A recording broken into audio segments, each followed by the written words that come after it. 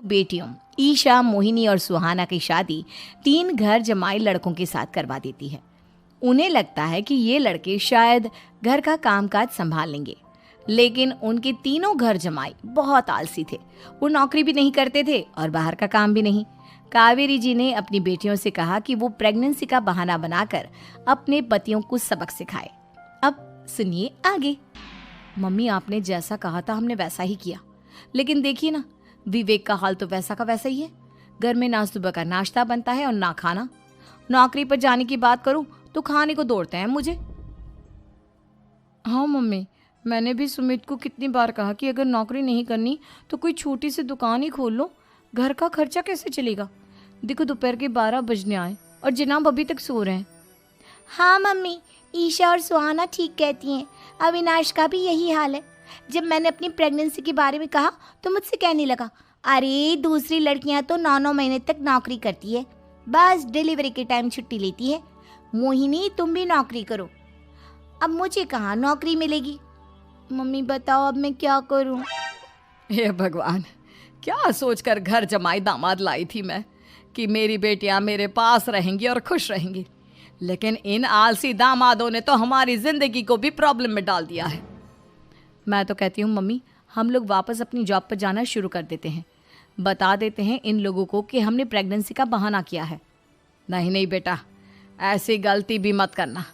अगर तुमने ऐसा किया तो इन तीनों की आदत और ख़राब हो जाएगी।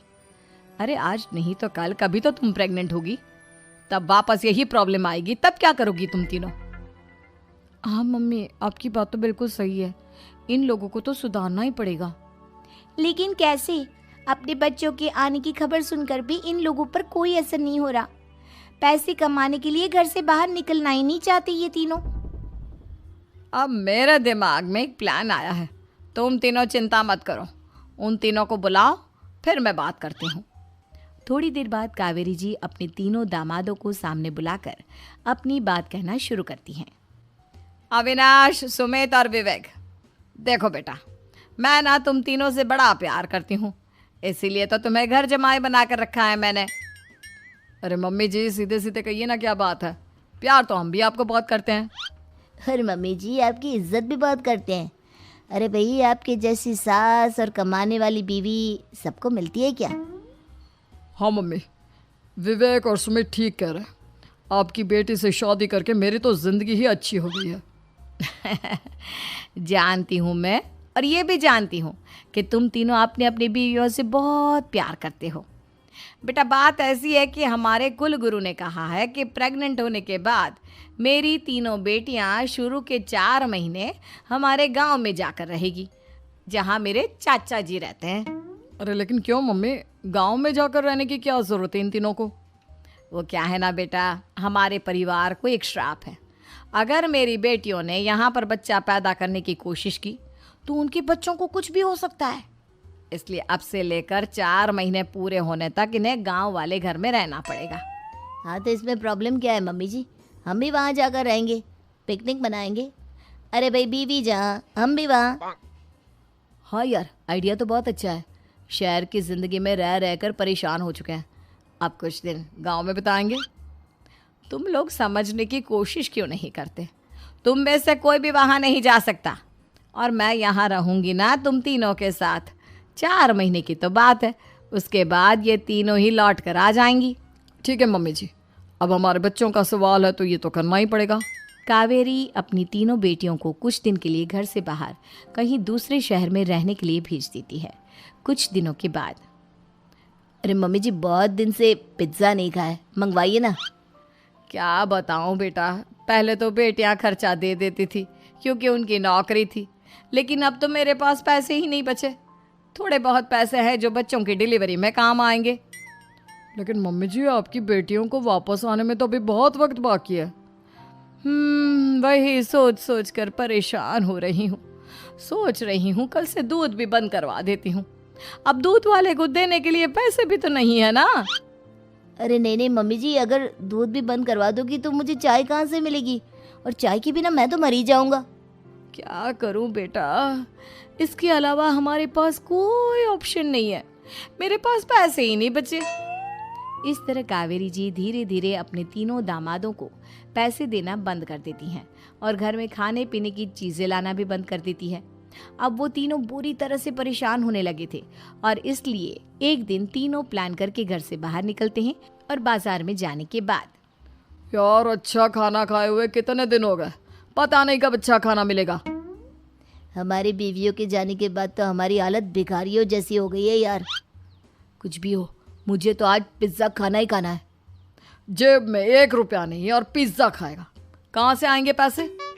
अरे देख वहाँ सामने बोर्ड पर क्या लिखा हुआ है, कंप्यूटर पर काम करने के लिए एक आदमी की आवश्यकता है। भाई मैं तो जा रहा हूँ, काम करूँगा और शाम तक पैसे लाकर आराम से पिज्ज़ा खाऊंगा। जा जा, तुझे कोई काम नहीं देने वाला, हम तो घर जा रहे हैं। चल भाई सुमित।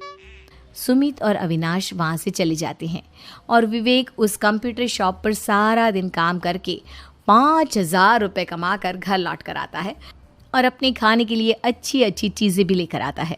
ये देखकर विवेक और सुमित के दिल में भी कुछ पैसे कमाने की इच्छा जागती है।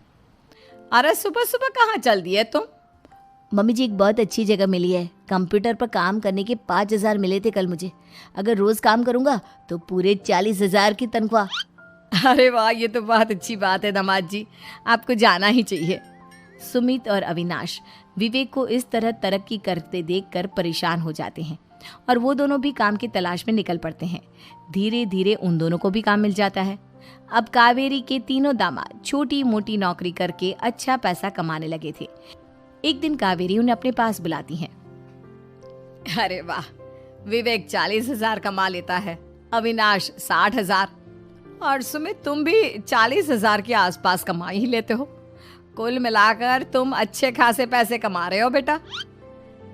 हाँ मम्मी जी, बहुत मज़ा आता है जब महीने के एंड में मोटी रकम हाथ में आती है।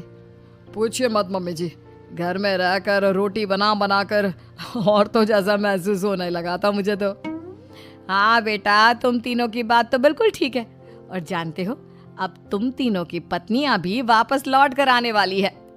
लेकिन मम्मी जी अभी तो उन्हें गए सिर्फ 2 महीने हुए हैं, आपने तो कहा था वो 4 महीने के बाद लौट कर आएंगी।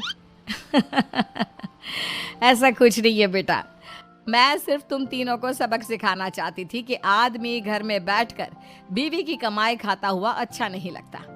इस दुनिया में हर इंसान को मेहनत करनी चाहिए, काम करना चाहिए, चाहे वो औरत हो या आदमी, ताकि अपने परिवार को संभाल सके। कावेरी की बात सुनकर उन तीनों को अपनी गलती का एहसास होता है और कावेरी उन्हें सच बता देती है कि ईशा, सुहाना और मोहिनी शहर में ही कहीं दूसरी जगह रह रहे थे। शाम के वक्त उन तीनों की